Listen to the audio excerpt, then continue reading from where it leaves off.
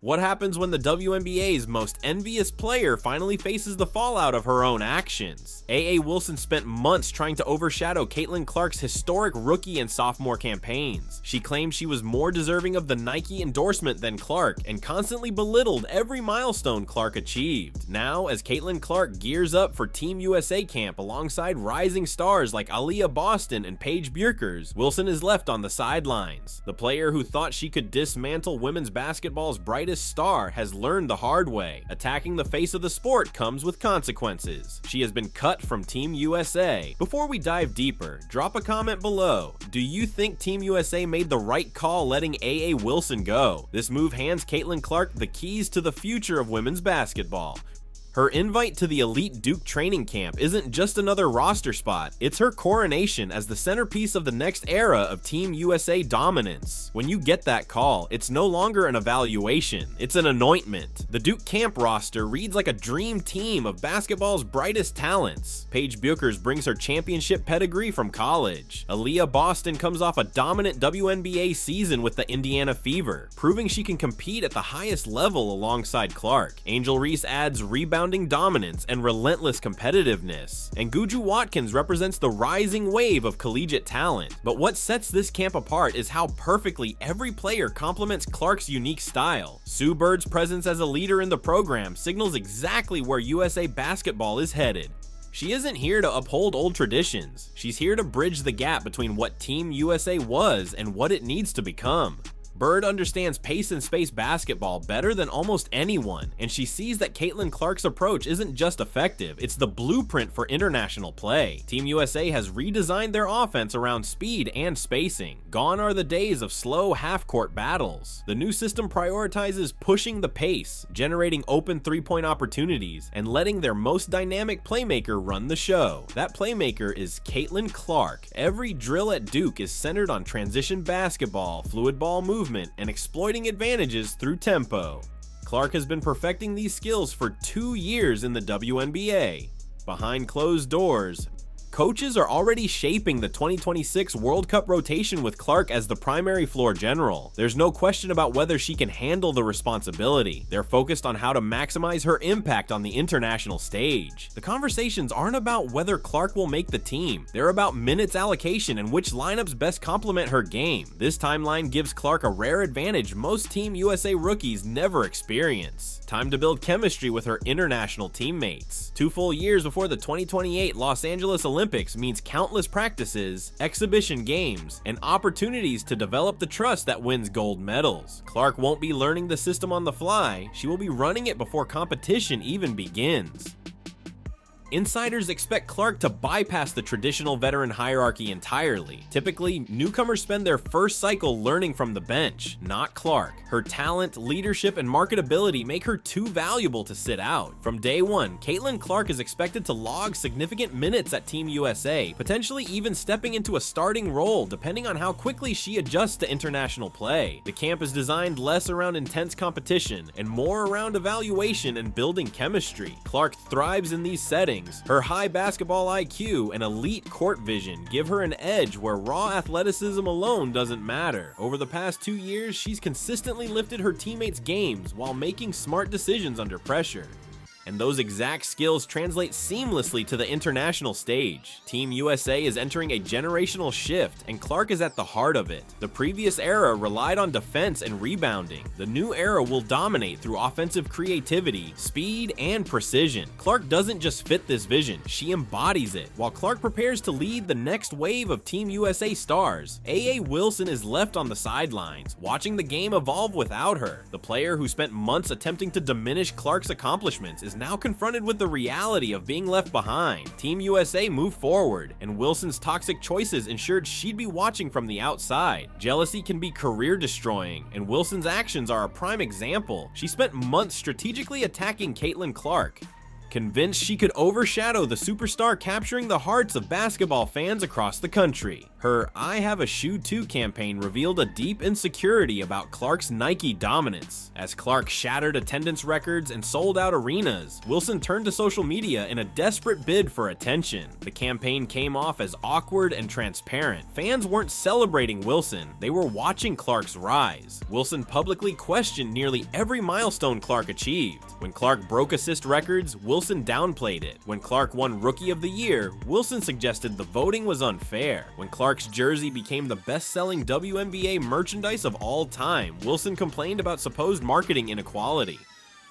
She could not allow Clark a single moment of recognition without trying to insert herself into the narrative. Wilson even claimed she commanded the same speaking fees as Clark at corporate events, a statement that was laughable to anyone familiar with the business side of women's basketball. Companies were lining up to book Clark, paying top dollar to have her at Fortune 500 events, while Wilson's speaking calendar paled in comparison. No major corporation was publicly touting a booking of AJ Wilson like they were with Clark. Her social media campaign, filled with cryptic posts about her time coming, became the most obvious attempt to ride Clark's coattails that fans had ever seen. All the while, Clark was breaking TV ratings and commanding national attention. The timing was no coincidence. Every time Clark made headlines, A.A. Wilson seemed to have a post ready to capitalize, or try to. Her attempts to redirect attention toward herself were transparent, and fans weren't fooled. Insiders in the basketball world watched with growing concern as Wilson repeatedly targeted the very player driving unprecedented attention to women's basketball. Clark was attracting new fans game after game. TV ratings were surging thanks to her star power, and merchandise sales were breaking records. Meanwhile, Wilson was publicly criticizing the athlete who was elevating the entire league.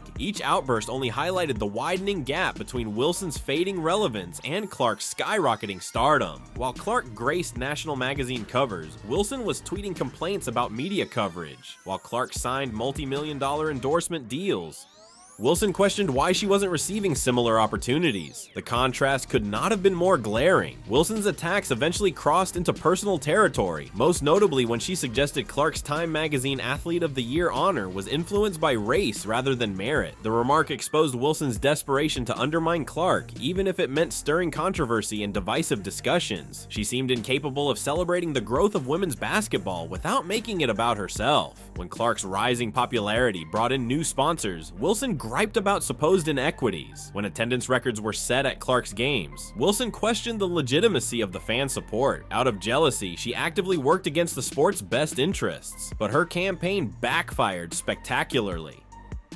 Fans adored Clark, sponsors wanted to align with positive figures, and USA basketball officials were focused on building for the future. Each attack on Clark reflected poorly on Wilson's professionalism and character. She went from respected veteran to the player who couldn't celebrate another's success. This pattern of jealousy set the stage for USA basketball's decision to move forward without Wilson, instead centering the program around the very player Wilson spent so much time trying to undermine. Sometimes a single business deal exposes the power dynamics of an entire sport. When Nike signed Caitlin Clark to an 8-year, $28 million deal, it sent shockwaves through the WNBA and showcased just how far Clark had outpaced her peers in marketability and global reach. Wilson's immediate response was not congratulations. Instead, she publicly complained about her own delayed shoe release, posting passive-aggressive messages about timing and patience. She couldn't conceal her frustration that a rookie had secured the kind of deal she had chased for years. Clark's Kobe-branded sneakers sold out within minutes at multiple retailers, with fans camping online and resellers flipping them for double the retail price. Wilson's own releases struggled to make an impact, barely registering on social media. The contrast was brutal and undeniable. One player had captured the imagination of basketball fans worldwide, while the other, despite years of effort, could not generate meaningful buzz. The numbers told the story. Clark commanded premium rates for appearances, partnerships, and endorsements. Wilson, though a proven champion with accolades of her own,